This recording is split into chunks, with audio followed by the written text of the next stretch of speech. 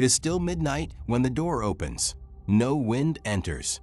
No sound escapes. Kófi Ayánde stood frozen at the threshold, his breath locked inside his chest, his eyes fixed on the truth he was never meant to see.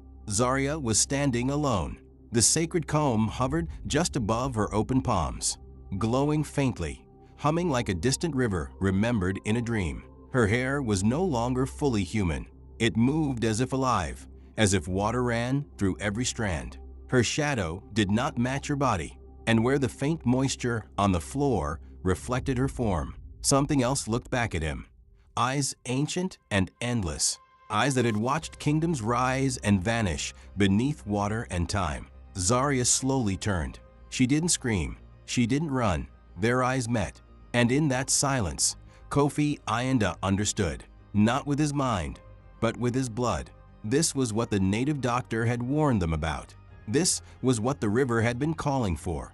Zaria closed her fingers around the sacred comb. The humming stopped. "I knew this moment would come," she said softly. Her voice carried two tones now, one human, one deeper, older, flowing beneath the words like an unseen current. "I prayed you would not be the one to see me like this." Kófi Ayánde stepped forward, trembling, not from fear alone, but from love colliding with terror. Who are you?" he whispered. Zaria exhaled, and the truth finally stepped into the room.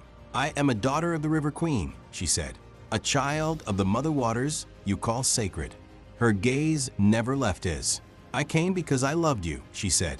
She told him everything, how she had seen him long before he saw her, how she had crossed the boundary forbidden to her kind, how she had chosen flesh over water, time over eternity, how the sacred comb bound her spirit to a human form, and how every passing day pulled the river closer to remembering her.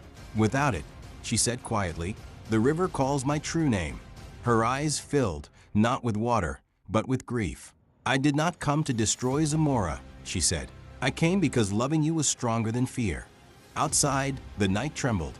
Then the voice came, not from the sky, not from the earth, from the waters. A deep, echoing call rolled through the village, low and ancient, vibrating through bone and blood. "Return." The river did not move. Fires across Zamora flickered and died. Somewhere, a child cried out in pain. "The curse will not stop," the voice echoed again. "The river will take what it must to bring me home." Zaria spoke calmly. She looked at him as if carving his face into eternity. "I have one choice," she said softly, "and so do you." Then the voice came again saying, if she returned before dawn, the river would sleep again. Life would return. Zamora would live. If she stayed, the village would be swallowed by silence, fireless nights, frozen waters, and death. Kófi Ayánde felt his heart tear into two. At this time, is it to love her or to save everyone? The sky began to pale. Dawn was coming. Without a word, he reached out, not to stop her, to help her. Together, they walked through Zamora, unseen, untouched. The village did not wake. This moment belonged only to spirits and those who dared to love them. At the riverbank, Zaria stopped. She removed the sacred comb. Her body shuddered as the illusion broke. Her form stretched, flowed, remembered itself.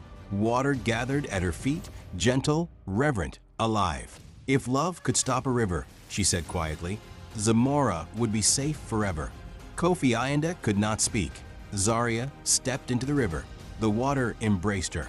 It moved again. The river breathed. Fire returned to hearts.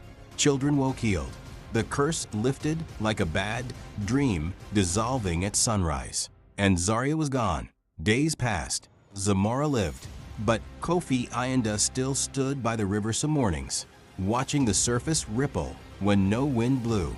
Sometimes he thought he heard her voice in the water, and the elders said this: some spirits came to rule, some came to punish, and some came only to love.